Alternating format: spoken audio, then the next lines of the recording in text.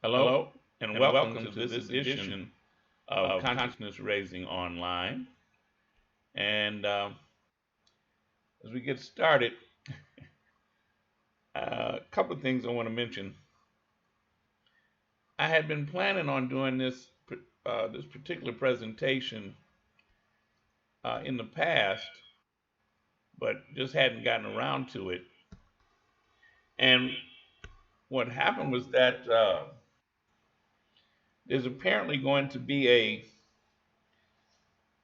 television show, probably on cable, about this very town, Boley, Oklahoma. But they're calling it a premium black Western. So they're apparently going to go back in its history. But I decided, yeah, it's time for me to do this now. Because Boley was a heck of a heck of a town. And it's really kind of sad that we don't know the history of it, because to me it's an inspiring history, an inspiring town. It's sort of like bittersweet, as I think you'll realize as we go through learning a little bit about it. First of all, Boley is a town that's in Okfuskee County, Oklahoma. Now, it was settled by Creek freedmen. What are Creek freedmen? Their ancestors had been held as slaves in the Creek Nation, native indigenous nation tribe. And this was during the time of what they called the Indian removal of the 1830s. And what that meant really was that during the time that they were steadily pushing the native people off their lands. And one of the big times they did that was called the Indian removal. That was in 1830s.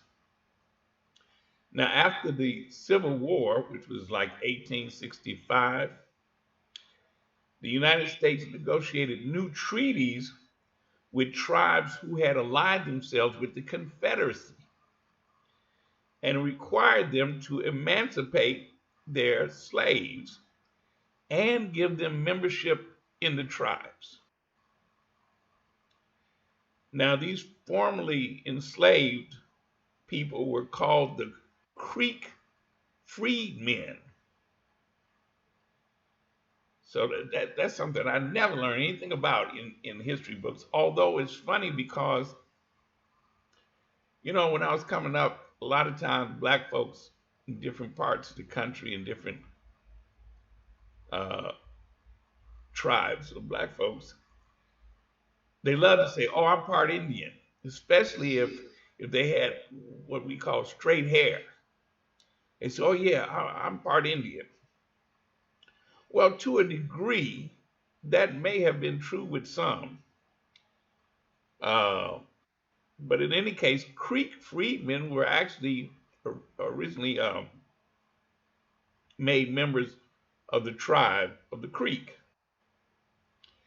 And there was something called the Dawes Commission, Dawes, the Dawes Commission. And what that did was it registered the Creek freedmen on the Dawes rolls. And that meant they got allotments of land. So the Creek freedmen set up independent towns, of which Boley was one. Because as we learn about the history, one of the things I'm fascinated by is there were a group of towns that were established, all black towns that were established by the Creek freedmen in Oklahoma. Um,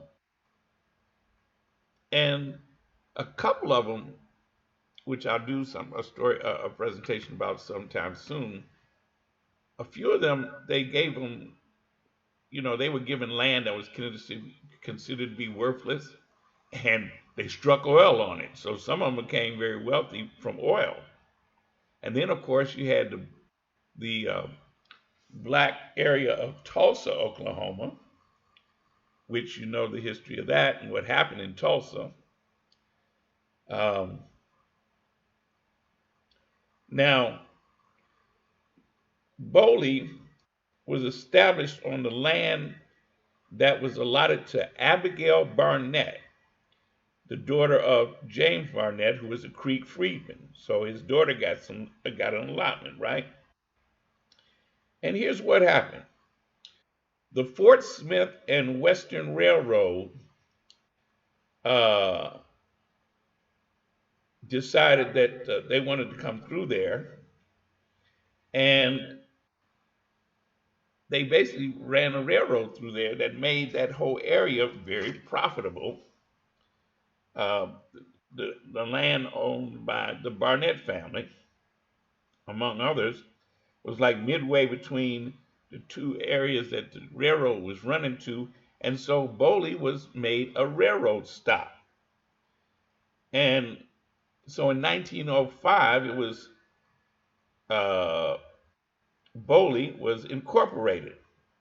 Now it was named after a dude, white man, who was um, he was an official of the railroad. But because there were no other black towns in the immediate area, Boley became like the spot for black folks who did live in the area to shop because they couldn't go into the white towns and shop. And Boley became the center of regional business, period. Now, some amazing things occurred there in Boley. Number one, it became one of the wealthiest black towns in the United States. It was more wealthy than Black Wall Street in Tulsa. Um, it had the first nationally chartered bank owned by black people, and it had its own electric company. Yeah. Now, by 1911, it had over 4,000 residents. It had two colleges and a whole bunch of businesses. It was busy. Even it had two colleges. Um, the Masonic Lodge there was called the tallest building between Okmulgee and Oklahoma City when it was built in 1912. Booker T. Washington visited Boley in 1905, and so after that, because he was so impressed, he talked about Boley in his speeches. Um, in fact, one of the things, well, here's a couple of quotes that he said. He said, "They have recovered something of the knack for trade that their foreparents in Africa were famous for." That was Booker T. Washington. And then second, another one he said was Boley is the youngest, most enterprising, and in many ways the most interesting of the Negro towns in the U.S. Um, so it was busy. It was busy. Now, one of the things that happened was that was actually in history books, but it didn't say it was a black town. There was a guy named nicknamed Pretty Boy Floyd. Pretty Boy Floyd was his name was Charles Floyd, but they called him Pretty Boy Floyd. He was a bank robber, and at times they called him a what do you call him, a like a Robin Hood, because it was, he supposedly was during the Depression. He was robbing banks, and he supposedly gave some money to little broke white people. And in November of 1932, three members of his gang, well, what happened was this number two man wanted to rob this bank. It was called the Farmers and Merchants Bank, and it was the first nationally chartered black owned bank. It was in Boley. So his boy wanted to rob it. Well, pretty boy Floyd told him, said, no, you shouldn't mess with that bank in Boley. I think what happened, and I don't have any facts on this, but for some reason he told him, no, y'all shouldn't mess with that bank. Now, this is a dude who was robbing banks everywhere, but this bank, he said, no, no, no, no. Y'all should leave that bank alone. Well, they didn't pay him no mind. And so three members of his gang went in to rob the Farmers and Merchants Bank in Boley. Now, let me put it like this, because I've seen shootouts and stuff like this in other in movies, cowboy movies, but I never saw it in a black town. They went in that bank and they was robbing it and everything, right? And one of the clerks in the bank grabbed his pistol and shot one of them. Well, the robbers killed the bank's president, and then they tried to escape. Well, then they tried to escape. The black folks in Boley, when they came out the bank, they was waiting for them, and they shot them up and killed two other robbers. So all of them, except one, got killed, and the other one went to prison. He was shot though, and they got all their money back. Now, you never heard this story about Boley being a black town and that they tried to rob the black bank. Like I say, I've seen several different cowboy movies where the gang would try to go up in there and rob the bank, and then the town would, when they came out of the bank, the town was waiting for them. In fact, if I'm not mistaken, there's a scene in Bonnie and Clyde where that kind of happened. They came out of the bank and the town started lighting them up. Now, I think one of Bonnie and Clyde's gang members got shot, might even die. But this whole thing about, and it's been other movies where this happened, but I never saw that in terms of it being a black bank in a black town.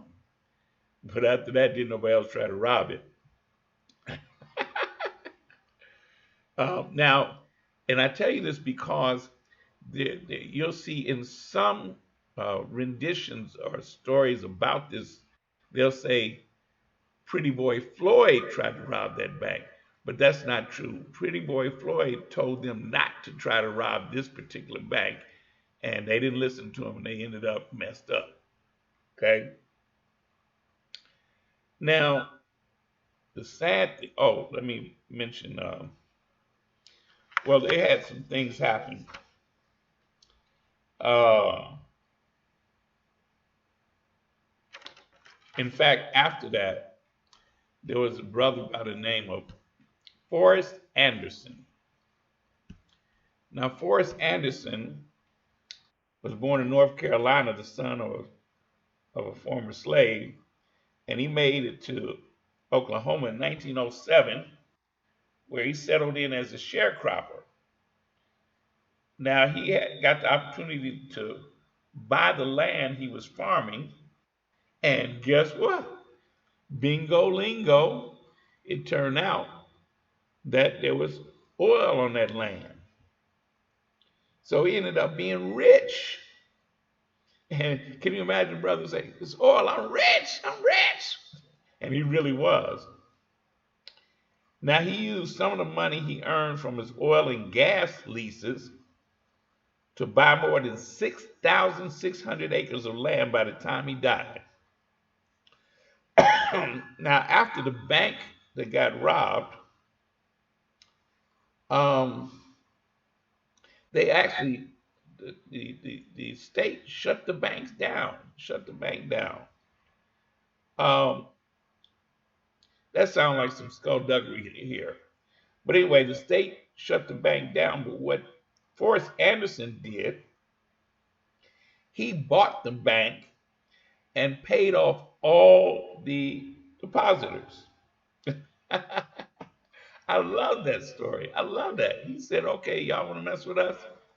Because I think they were doing it to try to hurt that black town. Okay? But he bought it and paid off all the depositors.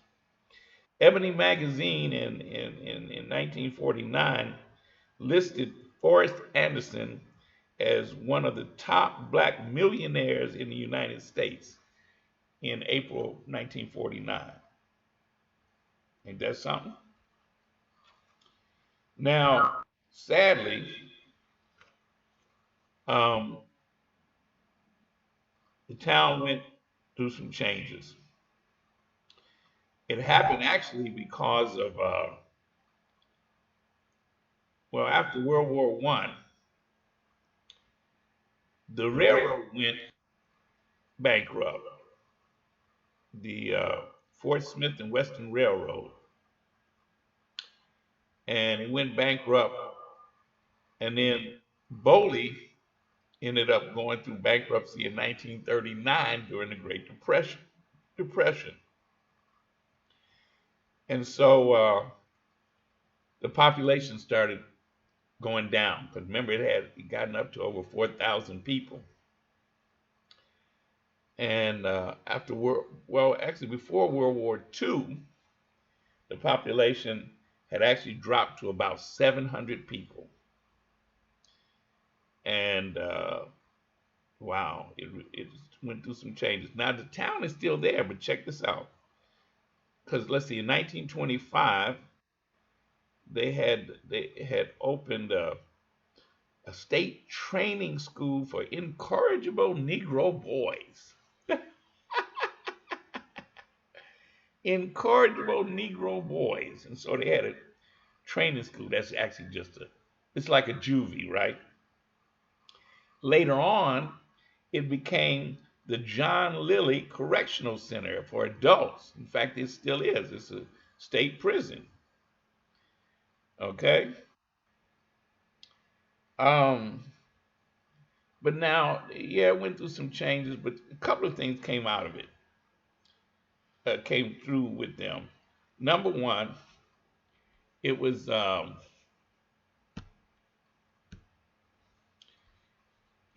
one of the things that happened there is that it became one of the annual rodeos, black rodeos.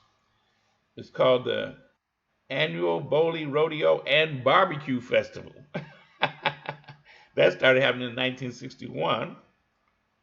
And they be serious about both the rodeo and the barbecue festivals. I love that part. And what's amazing to me is when you see all these black folks with horses. I mean, they cowboyed out. Okay. In fact, as I'm talking, let me let you see.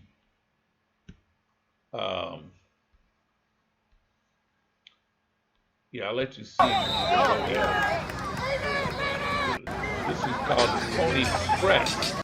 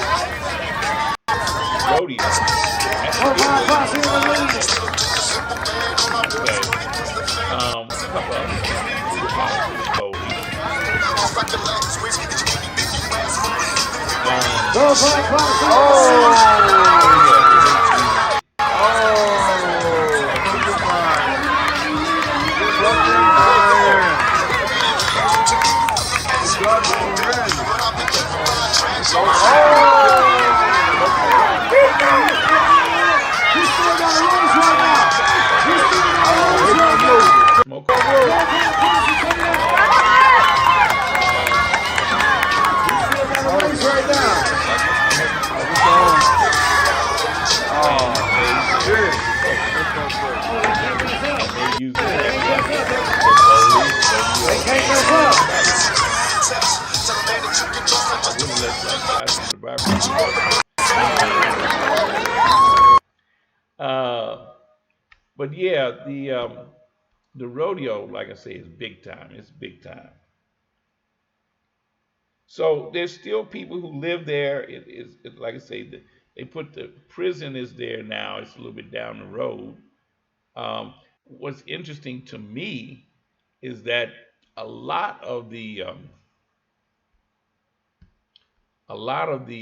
prisoners there are mostly white. Now here's why. It is a prison, but they call it a correctional center. It doesn't have any walls or fences. It's a minimum security prison. So that's where they send the white boys. Okay. In fact, they've had like one year, a couple of years ago, they were having a serious problem with prisoners just walking away because that's what they could do. In fact, they would walk away and then come back. They go out for a night on the town or whatever, but they wouldn't come to the black town. They go to the white town. It got to be a problem because they couldn't keep them in the place. And I did some checking to see, well, okay, here's a prison is actually part of that town. It's on the outskirts, but it's part of that town, Boley, right? So do you think that they have a lot of black people working there? Nope. That's what got me. I said, well, y'all gonna come in here and put the prison there and have mostly white men there. Oh, that's why they don't want black people to be the guards over these white boys. Yeah, okay. And also, one of the beefs that the people in Boley have is that they don't get any revenues from that prison. See, one of the things about prisons is that they're auxiliary businesses. For example, the food. Okay, the food got to come from outside. So they usually contract with either farms or businesses that supply the raw materials. So even though it might be cooked at the prison, the food got to come from somewhere. They don't buy nothing from the black folks. Also, you got other things. Transportation, things like that. None of the services for the prison do they contract with the black folks in Boley.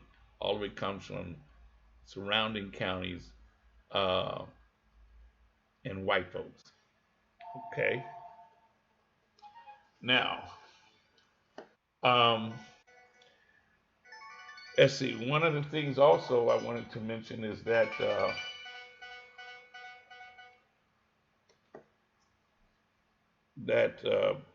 every year they have the rodeo and barbecue festival. The population actually has been going up the last couple of years. Not greatly, but at least it's on an upswing. And with businesses there, and also by black people learning more about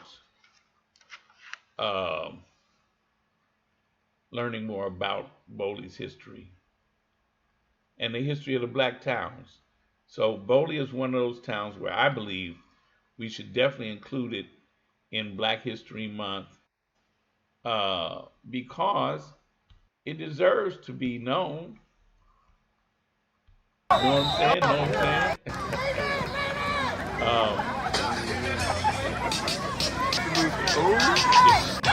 With some bling bling lights on it, so you know where you're going. Everybody running around and hollering, where's the trailer? It's right over there. The blue truck with the blue silver camper. Come and get your pictures here tonight, Fly. I'll tell you what, we do those DVD things. You can hook me up as well, and we can get things going. Last gym and rodeo time and Boley and there. And then Jamie going to start out with the big man's event, still wrestling competition is where we're going. But before we go down there, we're going to make a few quick introductions right here. Once again, right into the arena, we got Chicago in different towns. They come to Chicago in different towns. And, you know, they bring the horses, and so the kids get to ride the ponies and stuff like that. So we need to know about that. Um, there's a long history of the Cowboys. And so that's one of the things we need to know about. All right? Well, that's basically it. That's a relatively short one today, but I wanted you to know about Boley. So I'm going to close out now with, some looks back at some things so that we have the pictures of what happened there and what grew up there and what's even there now. All right, and as always, I